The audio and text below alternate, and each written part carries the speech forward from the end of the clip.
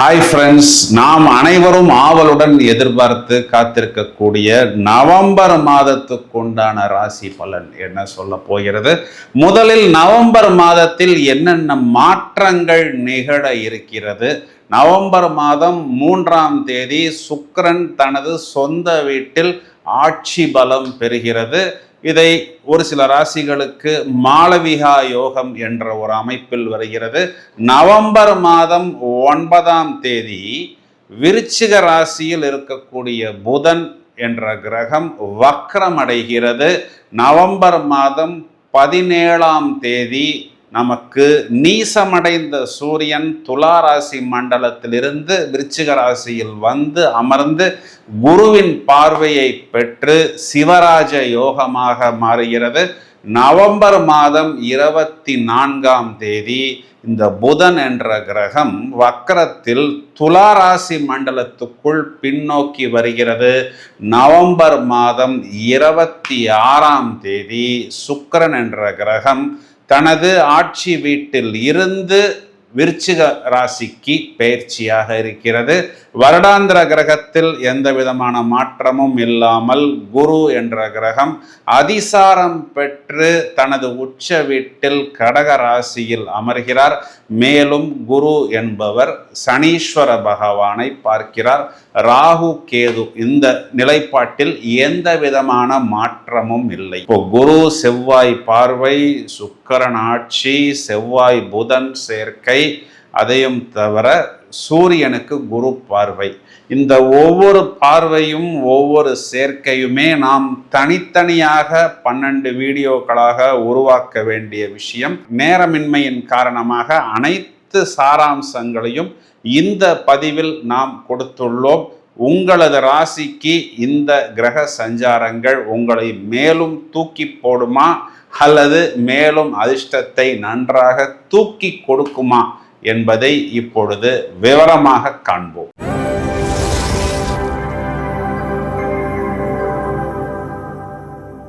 கும்பராசிக்கு பலன் சொல்வதற்குத்தான் ரொம்ப நேரமாக காத்து கொண்டிருக்கிறேன். ஏன்னா நிறைய விஷயங்களில் கஷ்டப்பட்ட நபர்கள் 7.5 சனியில் இந்த கும்பராசிக்காரர்கள். இன்னும் அந்த 7.5 சனிங்கிறது மொத்தமாக முடியல பிரதர், கொஞ்சம் பாக்கி இருக்கு பிரதர். ஆனாலும் ராசியாதிபதி சாட்டனை குரு பார்க்கிறார். அப்போ இது நாள் வரைக்கும் குரு பகவான் ராசியை பார்த்து கொண்டிருந்தார். இப்போ ராசியாதிபதியை பார்க்கிறார். இதனால ஒன்றும் பெரிய ஒரு வித்தியாசம் கிடையாது. இப்போ குரு மறைகிறதுங்கிறது இங்கே கெட்டவன் கெடுவது அப்படிங்கிற ஒரு அமைப்பில் வருகிறது. இப்போ நமக்கு மாரகாதிபதியாக வரக்கூடிய குரு மறைகிறார். தன்னால் ராசியை பார்த்து கொண்டிருந்தார். இப்போ ராசியாதிபதியை பார்க்கிறார், 10ஆம் இடத்தை பார்க்கிறார். இதை தவிர மற்ற கிரகங்கள்லாம் நமக்கு எந்த அளவுக்கு சாதகமாக இருக்குது அப்படின்னா, ரொம்ப நாளைக்கு அப்புறம் இது நாள் வரை கஷ்டப்பட்டு வந்த கும்பராசிக்காரர்கள் கஷ்டத்தை எல்லாம் எடுத்து உடைத்து வெளியில் வரக்கூடிய அளவுக்கு பலன்கள் இவர்களுக்கு நவம்பர் மாதத்தில் இருக்கிறது. 10ஆம் இடம் சொல்லக்கூடிய தொழில் ஸ்தானத்தில், ஜீவனஸ்தானத்தில் செவ்வாய் சூரியன் இந்த 2 கிரகமுமே திக்பலம் பெறுகிறது. ஒரு பெரிய பிளஸ். இப்போ செவ்வாயை குரு பார்ப்பது குரு மங்கள யோகமாகவும், சூரியனை குரு பார்ப்பது சிவராஜ யோகமாகவும், 9ஆம் இடத்தில் இவர்களுக்கு சுக்கிரன் ஆட்சி பெறுவது மகாலட்சுமி யோகமாகவும் வருகிறது. இது எல்லாமே தொழில் ஸ்தானத்தில் வந்து, இது எல்லாமே குருவின் பார்வையில் அமர்ந்து, சுக்கிரனும் இங்கு வந்து 4ஆம் இடம் சொல்லக்கூடிய சொந்த வீட்டை பார்ப்பது சுகவாசி யோகம். அப்போ ரொம்ப நாளைக்கு அப்புறம் தொழிலில் லாபம் லாபம் லாபம் என்ற ஒரு அமைப்பு ஏற்படும். அது முயற்சிகளால் லாபம், இடம் பூமி சம்பந்தப்பட்ட விஷயத்தால் லாபம், புத்திசாலித்தனத்தால் லாபம்.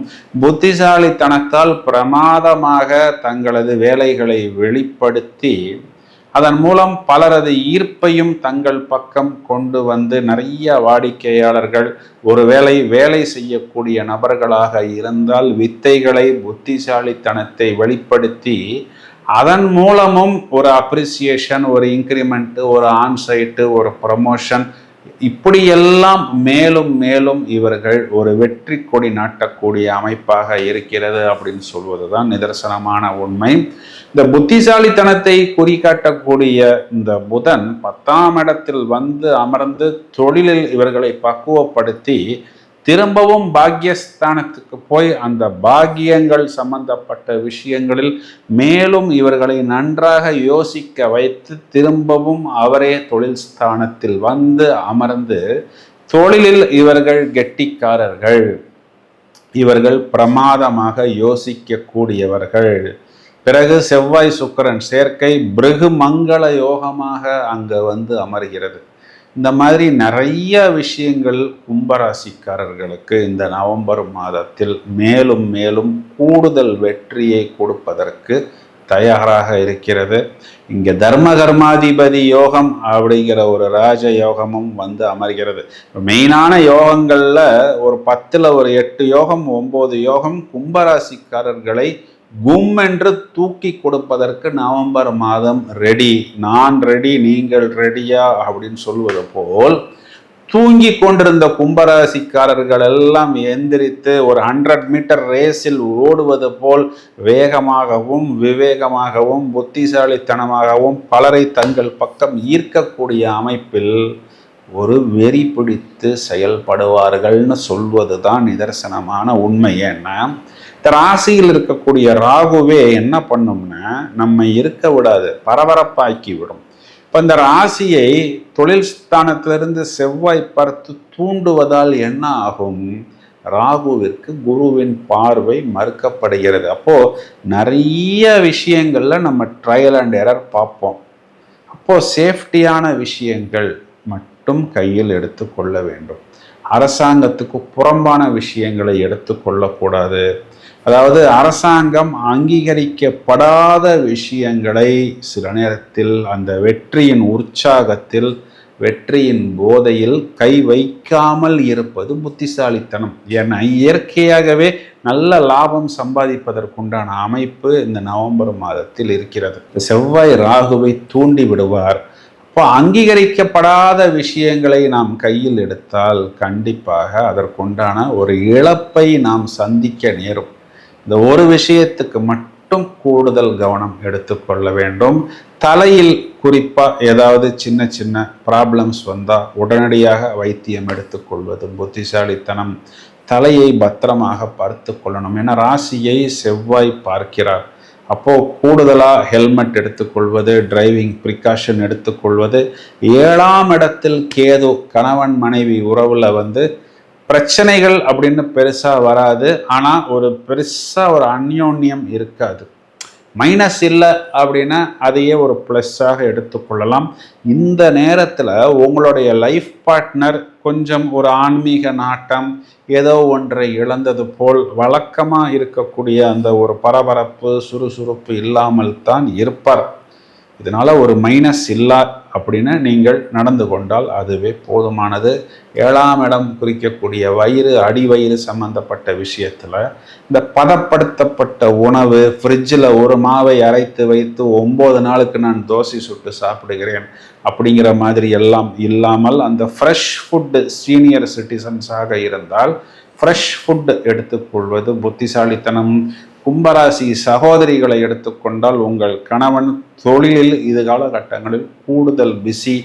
அதனால் கொஞ்சம் டைம் ஸ்பெண்ட் பண்ணுவது. சார் எப்பொழுதுமே அப்படிதான் சார் இருக்கிறார் அப்படின்னு நீங்கள் சொல்வது எனக்கு புரிகிறது.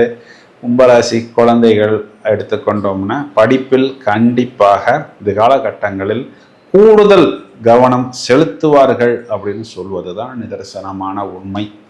பரிகாரம் அப்படின்னு எடுத்துக்கிட்டோம்னா திங்கட்கிழமைகளில் உங்கள் வீட்டுக்கு பக்கத்தில் இருக்கக்கூடிய பிள்ளையார் வழிபாடு செய்வது, செவ்வாய்க்கிழமைகளில் முருகன் வழிபாடு செய்வது, முடிந்தால் வெள்ளிக்கிழமைகளில் துர்கா வழிபாடு செய்வது உங்களுக்கு கூடுதலான வெற்றியையும் உங்களுக்கு பிரச்சனைகள் வராமல் உங்களை கவச்சம் போல் பாதுகாப்பு கொடுக்கும். இந்த பதிவை உங்களது நண்பர்களுக்கும் உறவினர்களுக்கும் ஷேர் செய்யுங்கள். தொடர்ந்து இணைப்பில் இருங்கள். இன்னும் 2026 ப்ரெடிக்ஷன்ஸ் எல்லாம் தயாராகி கொண்டிருக்கிறது. Thank you, friends.